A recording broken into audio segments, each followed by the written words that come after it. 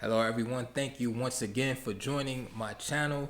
We are looking at the game that just took place um, yesterday at the Suberbet tournament that is going on right now.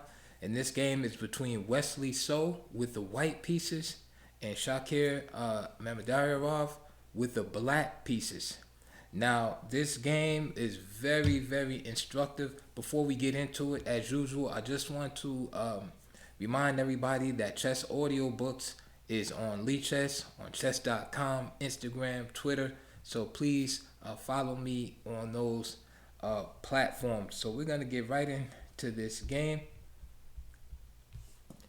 Wesley started out with d4, knight f6, c4, e6. So Nimzo Indian from Mamedyarov, knight c3, bishop b4, e3, castle, bishop d3, d5, c takes d5, e takes d5, a3 here, bishop d6, and queen c2, and now a6, which has the purpose of not only planning on perhaps expanding on the queen side at some point with b5, c5, b6 is an option. All right, but also just protecting that bishop from being harassed by moves like knight b5, for example. c6 is also a normal move here, but Mamedyarov chose a6.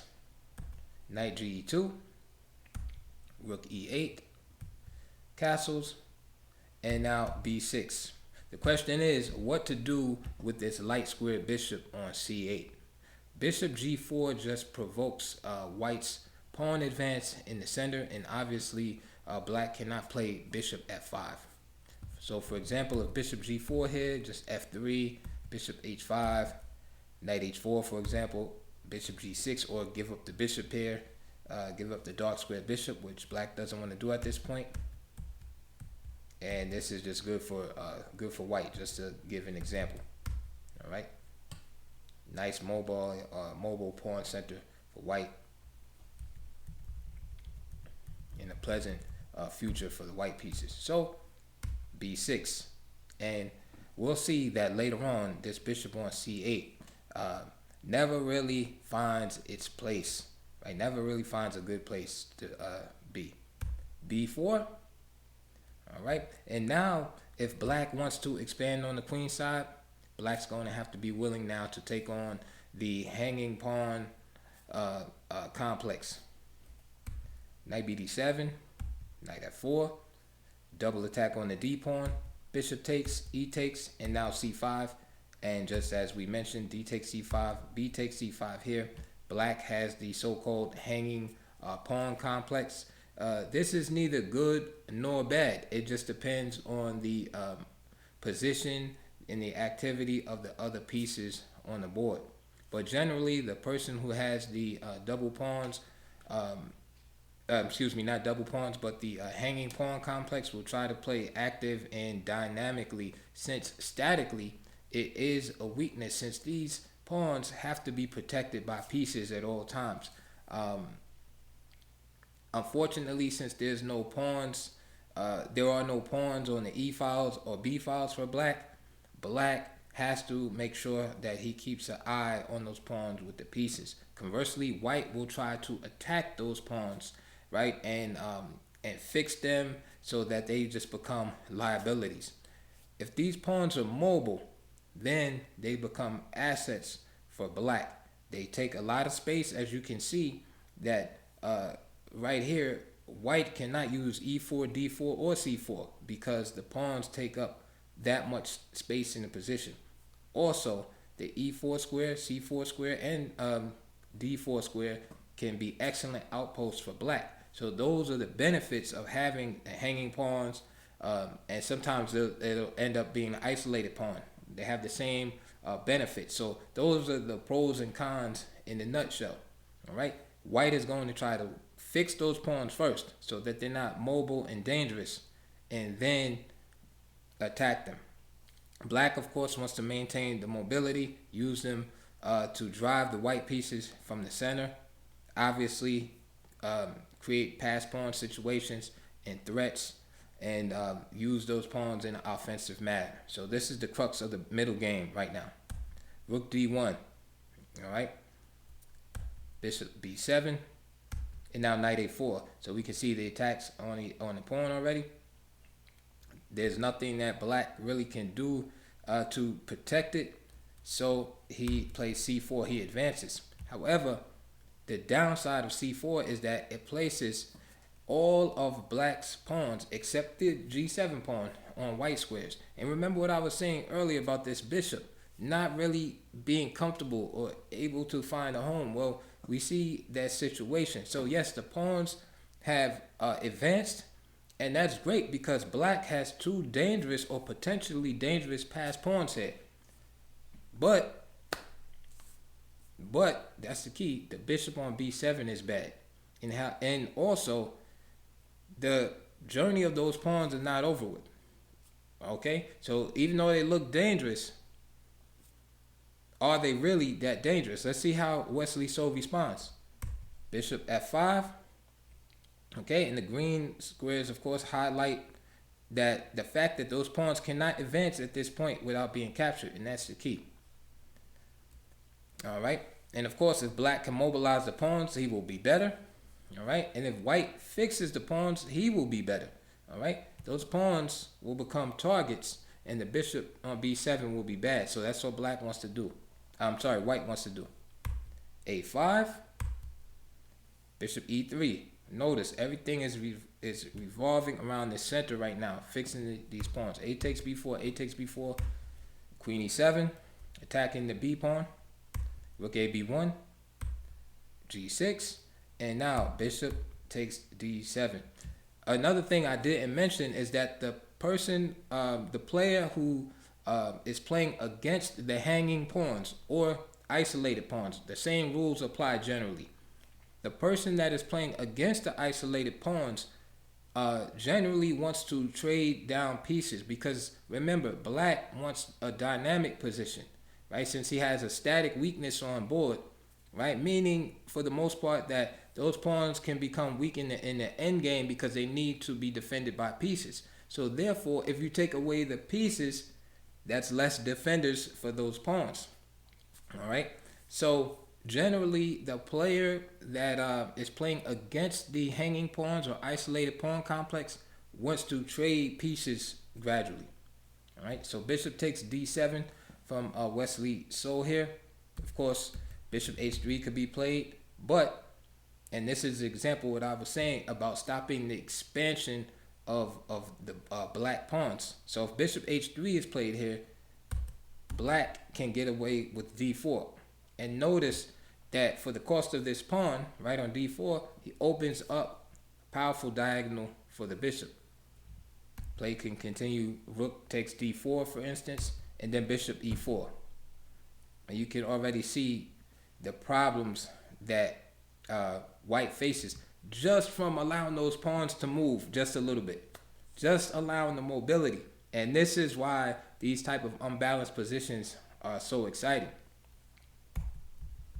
So back to the game, Wesley So just captured. Bishop takes d7, knight takes d7, and now knight c3, threatening the pawn. Again, it cannot advance at this point, so knight f6. Bishop d4, fixing, locking the pawns. So now you can see that white has a lock on these pawns now, and now there's not even a sacrifice of a pawn available. All right, so this is kind of bad for black statically. Although black is far from losing, it's just strategically it's bad because the pawns have become fixed. They've lost their mobility. Now, in contrast, look at the white pawn on the b file. There's no blockade in front of it. There's a pass pawn, and it can go to b5, c6, what have you. This is what you want if you're white. Game continued. Knight h5, attacking the isolated f pawn, but also black has this idea of playing f6, basically blunting the diagonal. Then black also has the idea of going to knight g7 and then settling down on f4. So protects the pawns. F6, H3, knight hops back. Little attack on the queen there.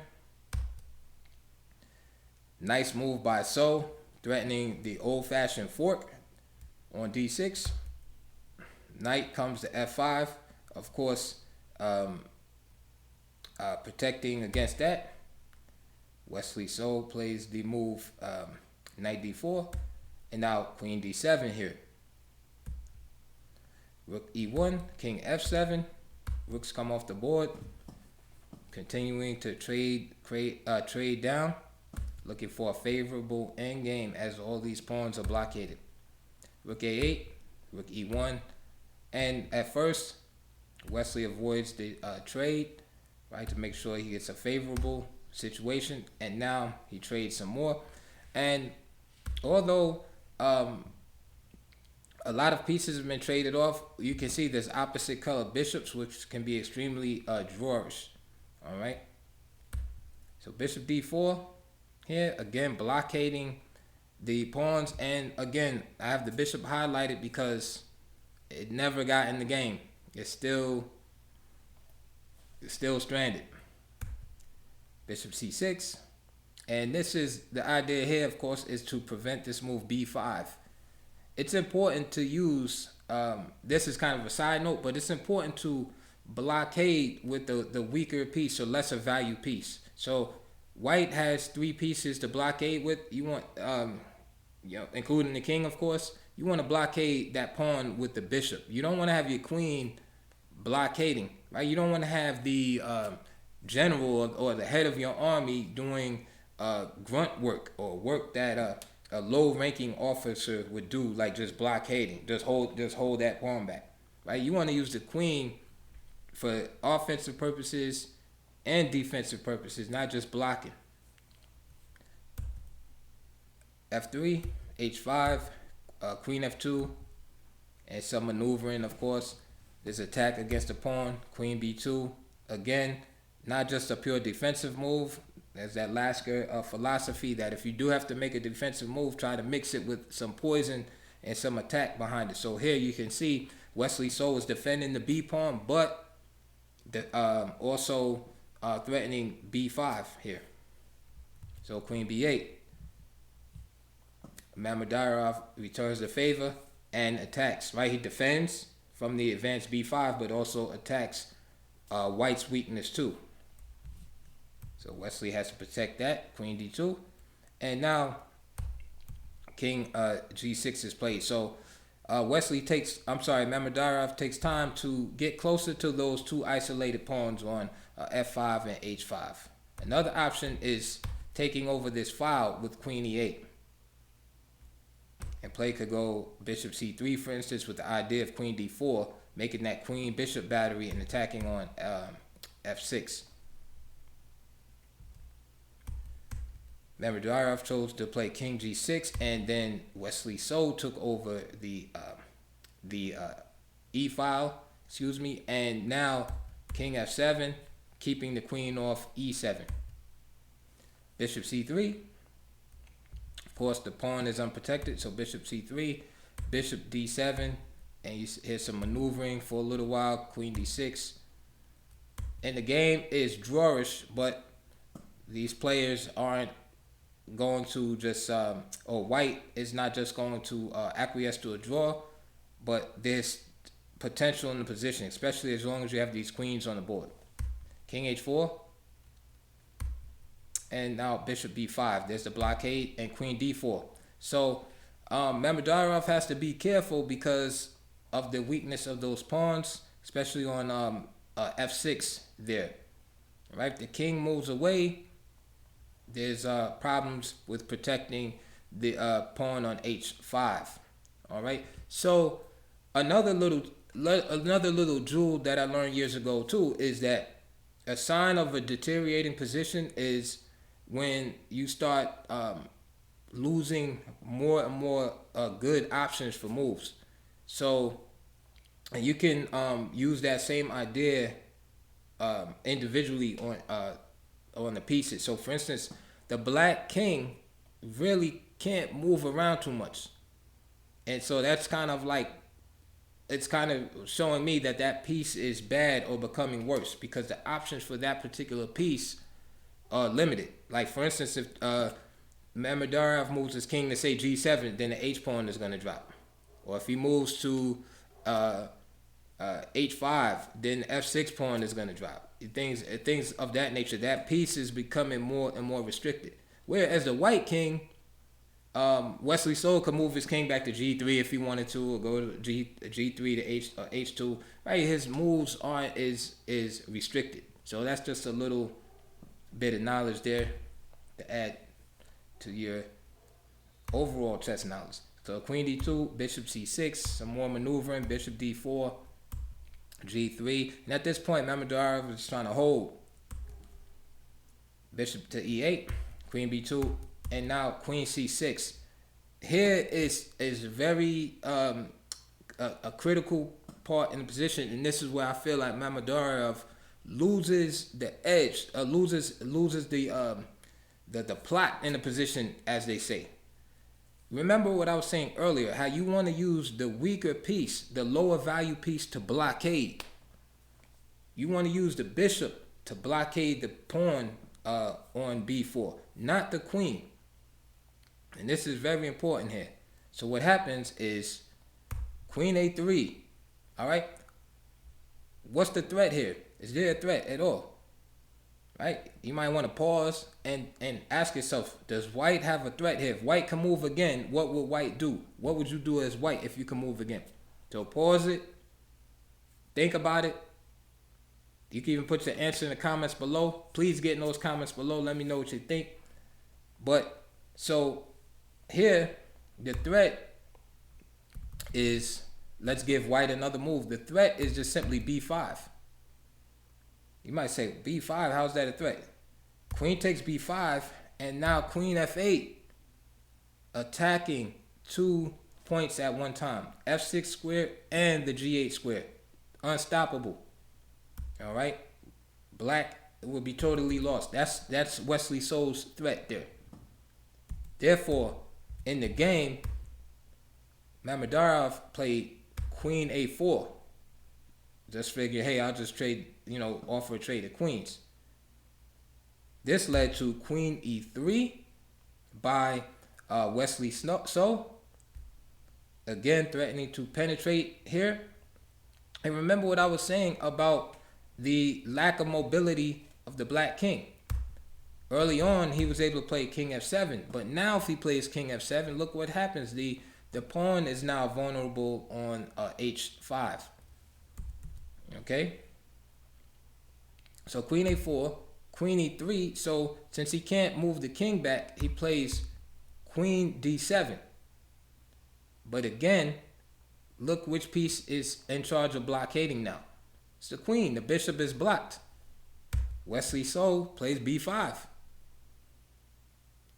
What are you gonna do? Mamedyarov takes. And we have a similar threat to what I showed you in the variation earlier. And at this point, after Queen takes B5, Mamedyarov resigned on the spot. And the reason why he resigned is because of the variation I just showed you. So after Queen takes B5, he resigned. But the reason is because of this move right here. After Queen E6, there's no stopping it. Of course, if Queen C6, then just simply Queen G8. And then the king is in some kind of mating situation. And you can see the idea of Queen H8 is going to cost white the game. Okay?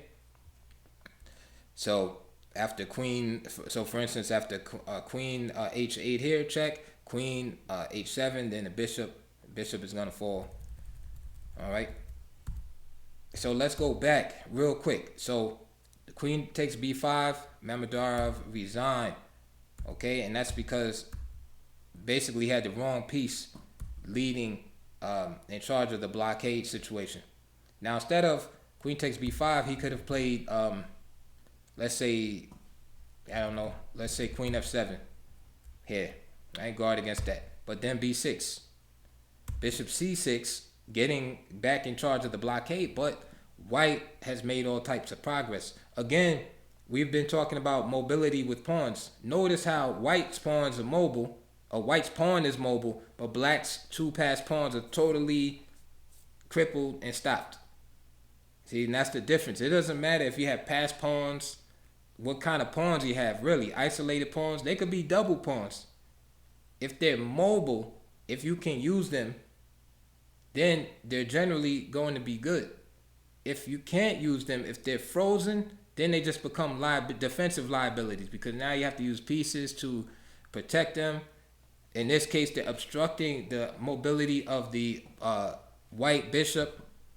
Okay, they look beautiful on paper, two connected passed pawns on the C and D files, but they're not going anywhere. Meanwhile, white has one isolated pawn that's very dangerous. So in this variation, like let's say queen a3, bishop b7, queen d6. Again, pressure on f6, so the queen is tied up there. Queen d8, and now these pawns get activated. g5, just putting more and more pressure. And this is where the principle of two weaknesses come in. Yeah, you have the passed pawn on b5. It's being blockaded by the bishop, so you create a weakness and distraction on the other side of the board. And of course, this is where my analysis stopped, but you can see that white is much better here. Another idea, instead of queen f7, is also king f7. But like I told you, what's up with the h pawn? Again, just push. And now that bishop is forced to stay on the A8 to H1 diagonal. And again, pawns start getting pushed. And now black has this, white has this outside passer. All right. And this is also good for white. Okay, now with this opposite color bishops, all right, it's a little more difficult. So these are queen f7 and king f7 were better options than just capturing, which of course loses outright. All right. So I just want to go back.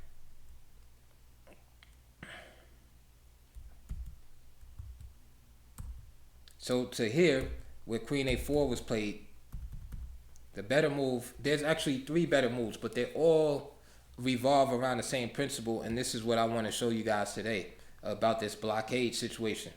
You want to get that bishop, the piece with the least value to blockade. So how can you do that? You can play queen d6. Okay, so first of all, that stops b5 right away, because you see the queen will be hanging in a3, so that's probably the best move. Queen b7 does the same thing, except the queen is not hanging. But the pawn is not going to be able to advance. Why? Because then you could capture with the bishop. And also, so queen b5, queen d6, queen e8, for example. And notice how the queen is, the black queen that is free to defend around the king as needed. And that other piece is able, the bishop on e8 is able to go to b5. Same if we look at this variation. Again, the defense is there. In this case, it's the bishop that's able to defend around the king. And we can even look at probably the weakest out of the moves. Again, using the queen as a blockader. But here, black is able to trade, and this is looking drawish with the opposite bishops. But again, white has some chances.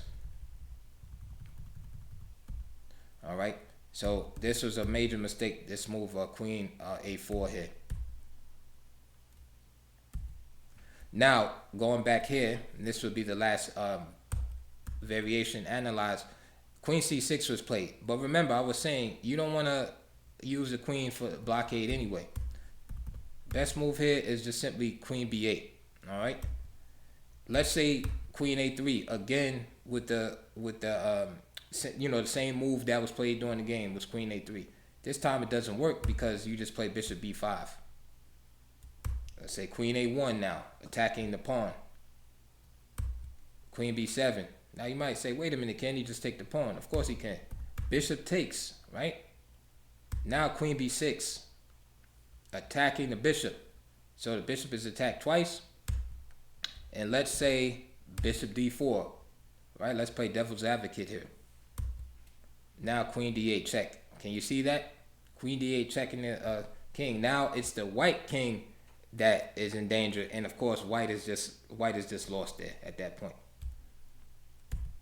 The other variation I wanted to show you, because of course white wouldn't play bishop d4 and lose like that. He would play the move bishop g5, protecting the king. But now the pawns become mobile. Check that out. You see the difference? And that's what I wanted to show you. So here, instead of bishop takes f6, queen a5 is possible. But again, with the bishop blockading on b5, the game should end in a draw. All right, so that's my analysis, guys. I hope you enjoyed that. That was the only decisive game today in the Suberbet chess classic, which is going on in Romania right now. Let me know what you think in the comments below. Who you think is going to win the tournament?